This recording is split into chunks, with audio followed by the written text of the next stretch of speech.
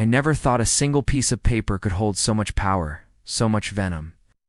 But there it was, lying on the polished mahogany of my lawyer's desk in downtown Chicago. A receipt, not for groceries, not for a new dress, but for a 2-night stay at the Omni Shoreham Hotel in Washington, D.C. The charge date was from last month. A weekend my wife Sarah was supposedly at a yoga retreat in rural Wisconsin. The name on the reservation wasn't hers. It was a man's name, a name I didn't recognize. My own hands were trembling as I held the receipt, the air in the sterile office suddenly feeling ice cold. It was the first thread I pulled, and I knew with a certainty that chilled me to the bone. Pulling it would unravel everything I thought was real. If you genuinely enjoy our stories, please subscribe to the channel. Tell us where you're from and what time it is right now. It's always fascinating to know how far our story flows. For 15 years, Sarah was my world. We met in college, fell in love over late-night study sessions, and built a life together in a beautiful brownstone just off Lincoln Park. I was a partner at a finance firm. She was a respected art curator. We were the couple everyone envied, successful, attractive, deeply in love, or so I thought. The change was subtle at first. A few months ago, she started becoming distant, her phone always face down on the nightstand. She'd laugh at texts, then quickly say it was just her sister. She started working late, attending gallery openings I was never invited to. When I'd ask, she'd get defensive, her voice sharp. "Don't you trust me, Mark? I need my own space." The manipulation was masterful.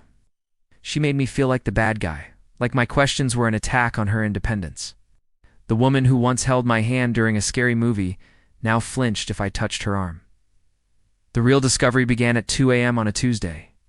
I woke up thirsty and saw the faint blue glow of her phone screen from her side of the bed. She was dead asleep, but a notification had lit it up. It was a text from a contact named Javier.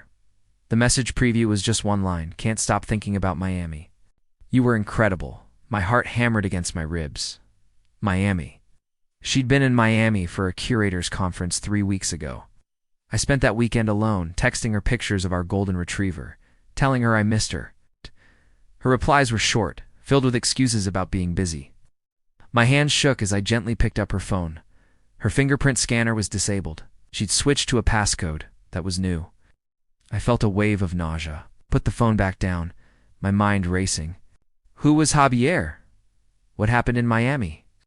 The confident, untouchable air she carried suddenly seemed like a shield for a dark secret. The emotional breakdown came a week later.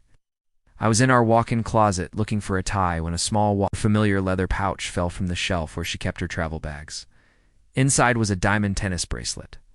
It wasn't something I'd ever bought her. Engraved on the clasp were 2 tiny initials, J and S, and a date. Wade, the date of her Miami trip. That's when the dam broke. I slid down the wall, the clothes of our shared life hanging around me like ghosts. The sobs were silent, wrenching my gut. It wasn't just betrayal. It was humiliation. I was a fool. A blind, trusting fool who paid the mortgage, planned our future, and loved a woman who was living a double life. The arrogance of it, all to bring his gift into our home, into our bedroom. I sat there on the floor for what felt like hours, the cold reality washing over me. The love I felt for her curdled into something else.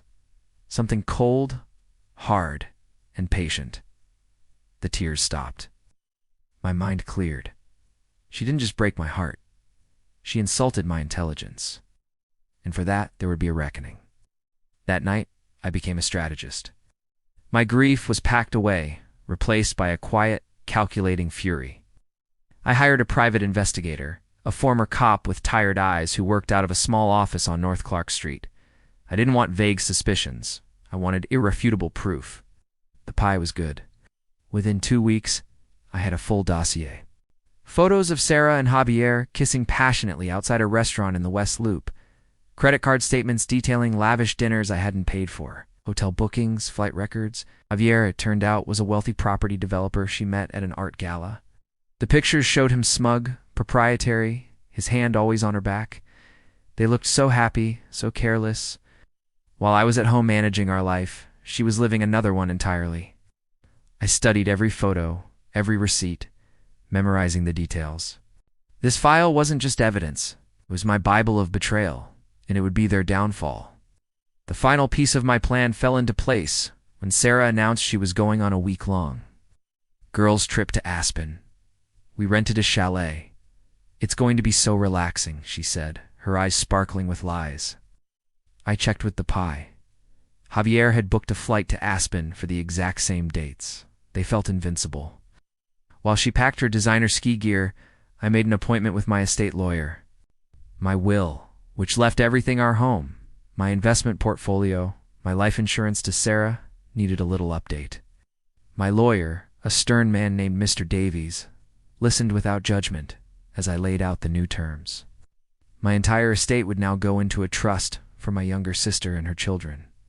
Sarah's name was scrubbed from every single line. As I signed the new documents, I felt a chilling sense of peace. She was in the air, flying toward her lover, dreaming of a future built on my money and her deceit, completely unaware that her safety net had just been incinerated.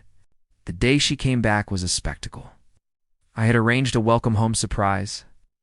I invited her parents, our closest friends, and even her boss from the gallery. They were all gathered in our living room when she walked in, tanned and glowing. Her smile faltered when she saw the crowd. She thought it was a surprise party. "Mark, what's all this?" she asked, a flicker of confusion in her eyes. I just smiled. On the large screen TV above our fireplace, where we usually had a slideshow of family photos, I had something else queued up. I picked up the remote.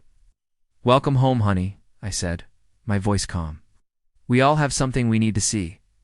Then I pressed play. The first image that flashed on the screen was a crystal-clear photo of her and Javier, locked in an embrace on a balcony in Miami, the city lights twinkling behind them. A collective gasp went through the room. Her mother's hand flew to her mouth. Sarah's face went white. The slideshow continued. A photo of them in a Chicago steakhouse, his hand on her thigh. A close-up of the diamond bracelet. Receipts from the Omni showroom. The pie had even gotten audio of a phone call where she laughed about how naive I was. With every click of the remote, another piece of her perfect life crumbled. Her friends stared at her with disgust. Her boss's face was a mask of professional fury. Her father, a man I respected deeply, looked at me with profound sorrow, then at his daughter with utter contempt. She tried to speak, to stammer out a denial, but the evidence was overwhelming. "Mark, it's not," she began, her voice trembling. I cut her off. "Save it," I said, my voice dangerously low. I walked over to the coffee table and placed a stack of papers in front of her. "These are divorce papers, Sarah, and this," I added, placing a copy of my newly revised will on top. "It's a reminder that betrayal has a price." She stared at the documents, her whole body shaking. The queen of her own little world was suddenly a peasant, stripped of her crown in front of her entire court. She had nothing. No husband, no reputation, no inheritance. Just the crushing weight of her own choices. The aftermath was silent and swift. Her parents disowned her. She was fired from the gallery the next day. Her friends scattered like roaches in the light. The divorce was uncontested. She had no leverage. I sold the brownstone on Lincoln Park, the one we'd filled with so many happy memories that now felt tainted. I moved to a sterile, modern apartment overlooking the Chicago River, a place with no history, no ghosts. Sometimes, late at night, I look out at the city lights and think about her.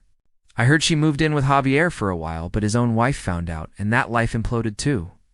The last I heard, she was living in a small apartment in a suburb I'd never heard of, working some low-level admin job. She lost everything because she thought she could have it all. I won. I got my revenge. But as I stand here in the quiet of my new life, surrounded by emptiness, I realize that when you burn down the world of someone you once loved, you're still left standing in the ashes. The end.